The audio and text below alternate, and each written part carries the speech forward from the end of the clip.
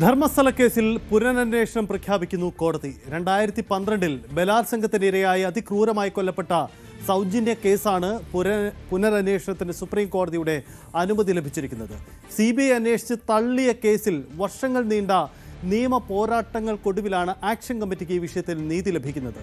വാദം കേൾക്കുന്നതിനിടെ CBI അന്വേഷണത്തെ കോടതി രൂക്ഷമായി വിമർശിക്കുകയും ചെയ്തു. അതേസമയം ഏത് ഏജൻസിയാണ് ഇതിൽ പുനരന്വേഷണം നടത്തേണ്ടതെന്ന കാര്യത്തിൽ കോടതി വ്യക്തത വരുത്തിയിട്ടില്ല. നിഷ്പക്ഷമായ അന്വേഷണം നടത്താൻ കഴിയുമെന്ന് വിശ്വസിക്കുന്ന ചില കർണാടക പോലീസ് ഉദ്യോഗസ്ഥരുടെ പേരുകൾ ഹർജിക്കാരിയായ സൗജന്യയുടെ അമ്മ കുസുമാവതി കോടതിയിൽ സമർപ്പിച്ചിട്ടുണ്ട്. വളരെ പ്രധാനപ്പെട്ട നീക്കമാണ് ഇക്കാര്യത്തിൽ ഉണ്ടാവുന്നത്. എന്താണ് ഇതിൽ സംഭവിക്കുന്നത്?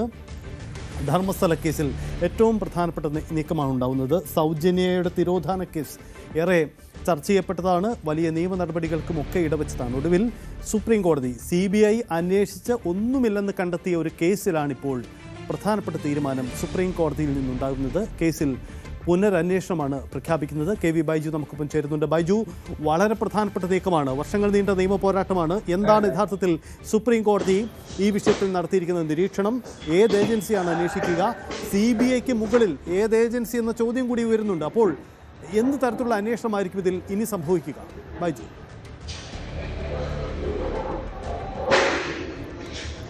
സൈത്തെ, ഈ സൗജന്യ കൊലക്കേസ് ധർമ്മസ്ഥലയെ സംബന്ധിച്ചിടത്തോളം ഏറ്റവും കൂടുതൽ പ്രതിഷേധമുണ്ടാക്കിയ ഒരു സംഭവമാണ്.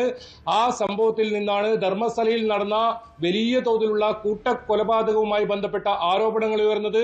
SITയുടെ ഒരു വർഷം നീണ്ട അന്വേഷണം ഉണ്ടായത്.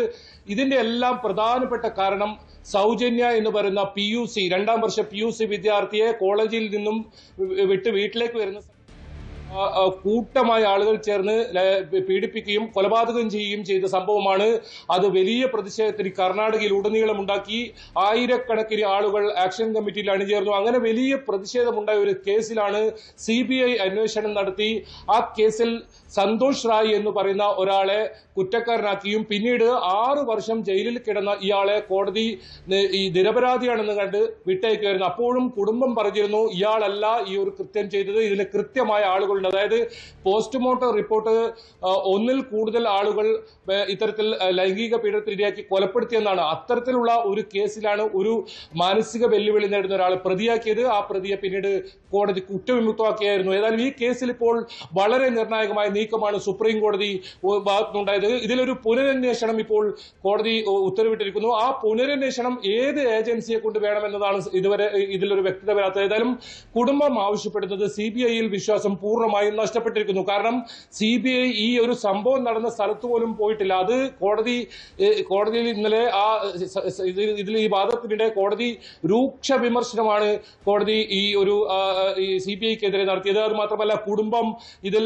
SITയുടെ സംഘത്തിൽ ഉണ്ടായിരുന്ന ചില ഉദ്യോഗസ്ഥർ, നല്ല ഉദ്യോഗസ്ഥർ, അവരെ കൊണ്ട് അന്വേഷിപ്പിച്ചാൽ മതി എന്നൊരു ആവശ്യം കൂടി ഉന്നയിച്ചിട്ടുണ്ട്. ഏതായാലും ഇതിൽ സുപ്രീം കോടതി ഇനി ഏത് അന്വേഷണ സംഘത്തെയാണ് ഇതിൽ നിയോഗിക്കുക? ഇനിയിപ്പോൾ വീണ്ടും ധർമ്മസ്ഥല കേസ് സജീവമായ ചർച്ചയിലേക്ക് വരുവാണ്. കാരണം സൗജന്യ കൊലക്കേസ് വലിയ വൈകാരികമായ തലത്തിൽ ധർമ്മസ്ഥലയിൽ ഇത്തരത്തിൽ പ്രതിഷേധമുണ്ടാക്കിയ ഒരു കേസാണ്. ഇപ്പോഴും ആയിരക്കണക്കിന് ആളുകൾ അണിചേരുന്ന, അതല്ലെങ്കിൽ ധർമ്മസ്ഥല കേസിന്റെ ആ കൂട്ടക്കൊലപാതക ഈ ഒരു ആരോപണത്തിന്റെ തുടക്കം അത് സൗജന്യ എന്ന് പറയുന്ന ഈ PUC വിദ്യാർത്ഥിയുടെ കൊലപാതകവുമായി ബന്ധപ്പെട്ടാണ്.